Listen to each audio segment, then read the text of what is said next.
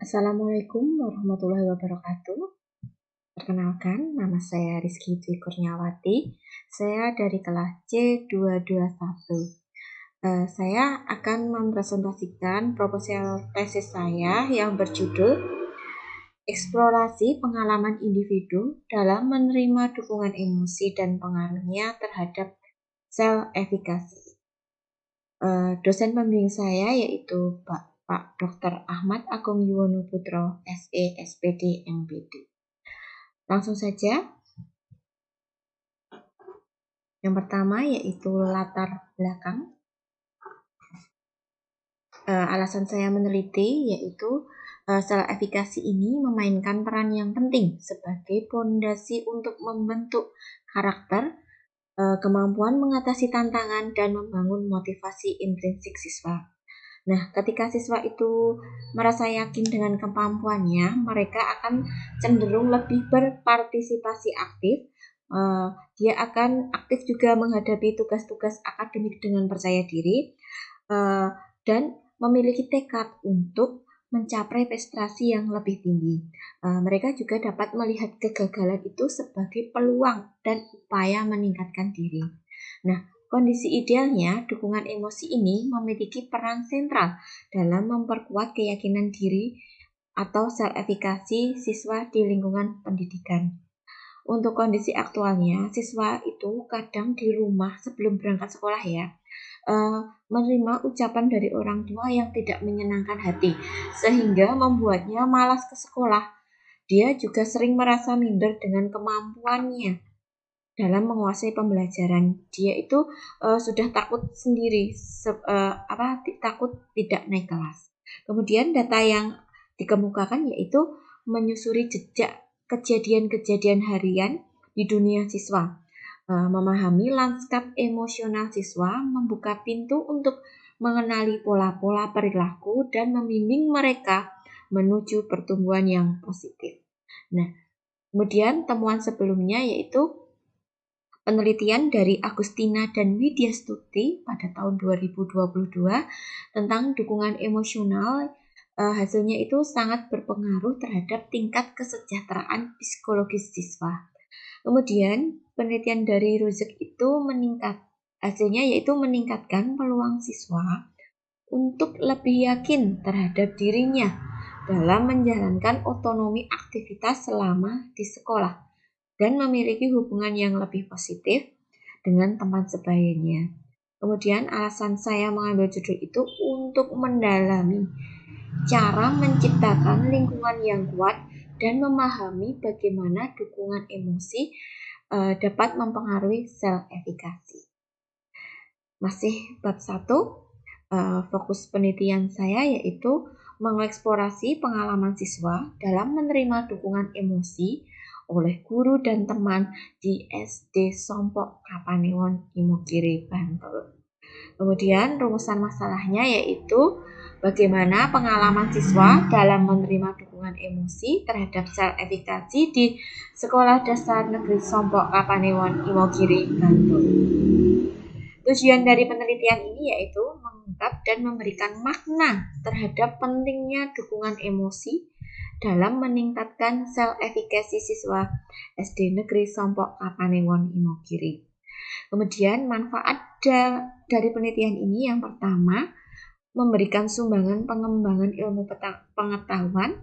Yang kedua, menjadi acuan referensi akademik terkait strategi meningkatkan sel efikasi siswa melalui pemberian dukungan emosi.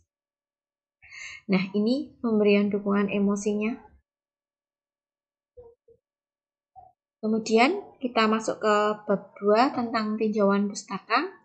Di sini saya mengambil teori dukungan emosi.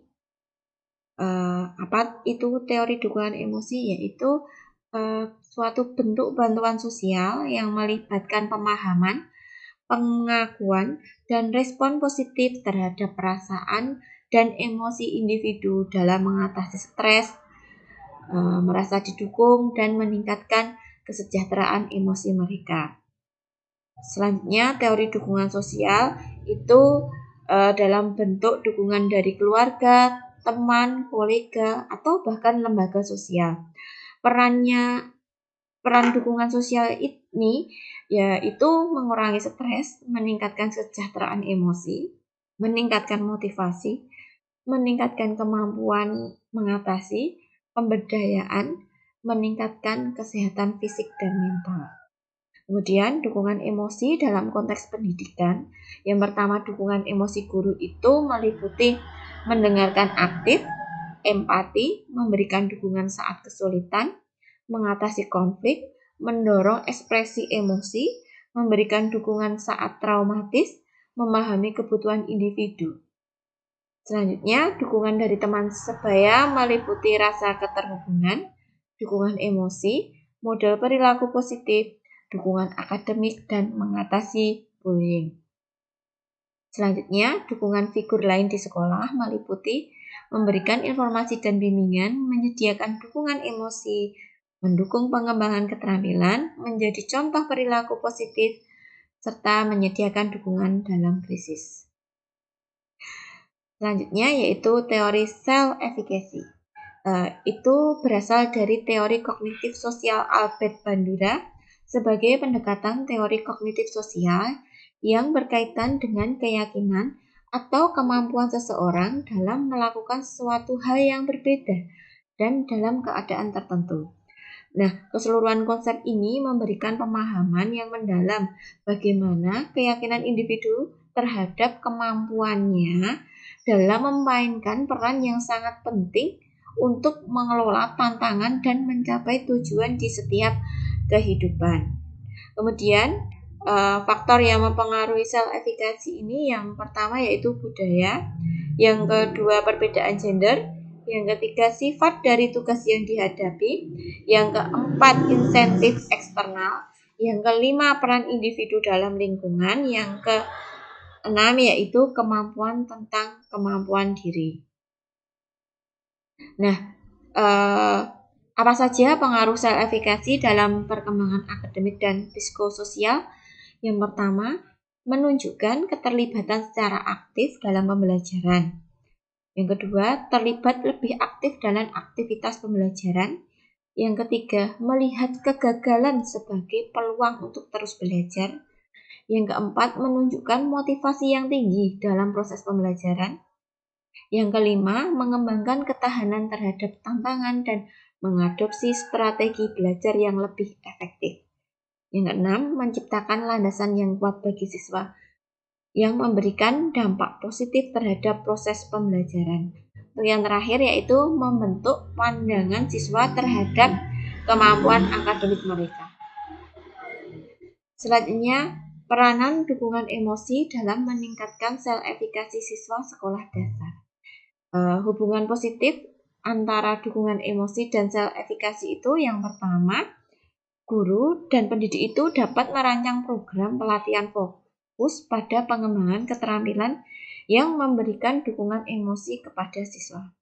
Kemudian, kebijakan dan praktek sekolah yang menekankan pentingnya menciptakan lingkungan belajar yang mendukung secara emosi. Selanjutnya, perubahan dalam metode pengajaran, memasukkan elemen dukungan emosi dalam pendekatan pengajaran mereka, menciptakan ruang untuk dialog terbuka, dan memberikan umpan balik yang memperkuat upaya siswa. Nah, mekanisme pengaruh dukungan emosi terhadap self-efficacy yaitu membentuk persepsi siswa, membantu siswa mengalami rasa yang aman dan nyaman, kemudian mengurangi ketidakpastian dan mengurangi tingkat stres psikologi. Nah, dukungan emosi dapat memodulasi emosi siswa dan membantu menciptakan kondisi psikologis yang mendukung pembentukan keyakinan diri. Yang ketiga, menciptakan landasan psikologis yang positif, memperkuat sikap belajar dan dorongan untuk mencoba hal-hal yang baru. Dan yang terakhir, memberikan landasan yang kokoh bagi siswa untuk mengembangkan keyakinan diri mereka. Mereka akan merasa mampu menghadapi tantangan dan mengintegrasikan pengalaman positif untuk memperkuat keyakinan akan kemampuan mereka. Nah, selanjutnya yaitu alur pikir. Nah, yang pertama, dukungan sosial tadi, ada teori dukungan sosial, kemudian dukungan emosi guru, dukungan emosi teman sebaya, dukungan emosi figur lain di sekolah, itu dukungan emosional dalam konteks pendidikan. Kemudian ada self-efficacy, bagaimana self-efficacy siswa di sekolah. Kemudian pengalaman siswa dalam menerima dukungan emosi terhadap self-efficacy. Selanjutnya itu tentang pertanyaan peneliti. Di sini saya mengajukan 8 pertanyaan, yaitu 1. Bagaimana latar belakang pemberian dukungan emosi pada siswa SD Negeri Sompok, Kapanewon, Imogiri, Bantul? Yang kedua, bagaimana tujuan pemberian dukungan emosi pada siswa SD Negeri Sompok, Kapanewon, Imogiri, Bantul? Yang ketiga, bagaimana perencanaan pemberian dukungan emosi pada siswa SD Negeri Sompok, Kapanewon, Imogiri, Bantul? Yang keempat, bagaimana langkah-langkah pemberian dukungan emosi dalam meningkatkan self-efficacy siswa SD Negeri Sompok, Kapanewon, Imogiri, Bantul? Yang kelima, bagaimana penilaian pemberian dukungan emosi dalam meningkatkan self-efficacy siswa SD Negeri Sompok, Kapanewon, Imogiri, Bantul? Yang keenam, bagaimana kelebihan dan kekurangan pemberian dukungan emosi dalam meningkatkan self-efficacy siswa SD Negeri Sompok, Kapanewon, Imogiri, Bantul? Yang ketujuh, bagaimana hambatan dan solusi pemberian dukungan emosi dalam meningkatkan self-efficacy siswa SD Negeri Sompok, Kapanewon, Imogiri, Bantul? Yang terakhir, bagaimana pengaruh pemberian dukungan emosi dalam meningkatkan self-efficacy siswa SD Negeri Sompok, Kapanewon, Imogiri, Bantul? Selanjutnya yaitu bab 3, metodologi penelitian. Latar dari penelitian ini, penelitian dilaksanakan dalam kurun waktu 1 tahun pada bulan September 2023 sampai bulan Agustus 2024. Lokasi pelaksanaannya di SD Negeri Sompok, Kapanewon, Imogiri, Bantul. Kemudian informan dalam penelitian ini adalah siswa dan guru SD Negeri Sompok, Kapanewon, Imogiri, Bantul. Selanjutnya, bentuk dan strategi penelitian. Bentuk penelitiannya yaitu penelitian kualitatif dengan memusatkan perhatian pada masalah-masalah yang aktual dan menggambarkan fakta-fakta tentang masalah yang diselidiki disertai interpretasinya. Kemudian strateginya yaitu pendekatan fenomenologi dengan mengamati pengalaman dalam menerima dukungan emosi siswa serta kaitannya dengan self-efficacy. Kemudian selanjutnya yaitu data dan sumber data. Yang pertama, wawancara. Wawancara dengan guru, pemberian dukungan emosi dengan tujuan untuk mendapatkan pemahaman yang lebih mendalam tentang pengalaman, persepsi, dan pandangan mereka. Yang kedua, observasi, melakukan pengamatan langsung terhadap informan setelah menerima dukungan emosi dari guru. Menggunakan lembar observasi mencakup aspek-aspek ekspresi emosi siswa, interaksi sosial, dan partisipasi aktif saat pembelajaran. Selanjutnya, teknik pengumpulan data yaitu berupa pedoman wawancara dan observasi. Nah, pedoman wawancaranya yang pertama, latar belakang pemberian dukungan emosi. Yang kedua, tujuan pemberian dukungan emosi pada siswa. Yang ketiga, perencanaan pemberian dukungan ke emosi. Yang keempat, langkah-langkah pemberian dukungan emosi dalam meningkatkan self-efficacy. Yang kelima, penilaian pemberian dukungan emosi dalam meningkatkan self-efficacy. Yang keenam, kelebihan dan kekurangan pemberian dukungan emosi dalam meningkatkan self-efficacy. Yang ketujuh, hambatan dan solusi pemberian dukungan emosi dalam meningkatkan self-efficacy. Dan yang terakhir, bagaimana pengaruh pemberian dukungan emosi dalam meningkatkan self-efficacy. Kemudian, pedoman observasinya yang pertama ekspresi emosi siswa, yang kedua interaksi sosial, yang ketiga partisipasi aktif dalam pembelajaran. Selanjutnya yaitu validitas data. Nah, yang pertama yang digunakan triangulasi metode atau teknik pengumpulan data yang menggunakan beberapa metode pengumpulan untuk mengumpulkan informasi dari masing-masing informan, yaitu dengan wawancara mendalam dengan informan guru serta observasi partisipatif dengan siswa sebagai subjek penelitian. Kemudian yang kedua, triangulasi sumber dengan mengumpulkan data wawancara dari berbagai sumber yang berbeda.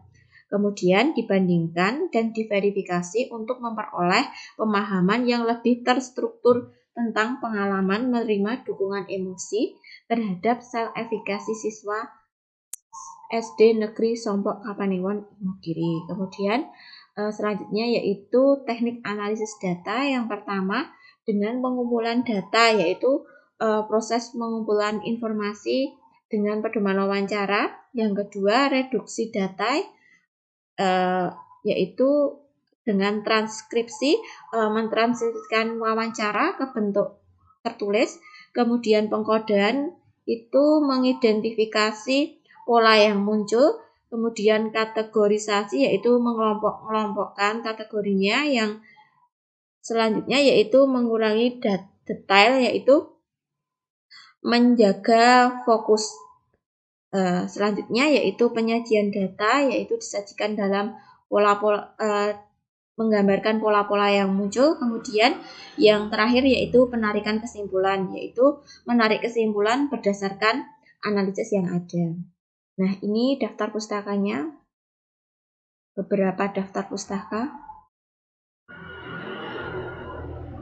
Nah, demikian presentasi dari saya. Jika ada salah kata, saya mohon maaf. Terima kasih. Wassalamualaikum warahmatullahi wabarakatuh.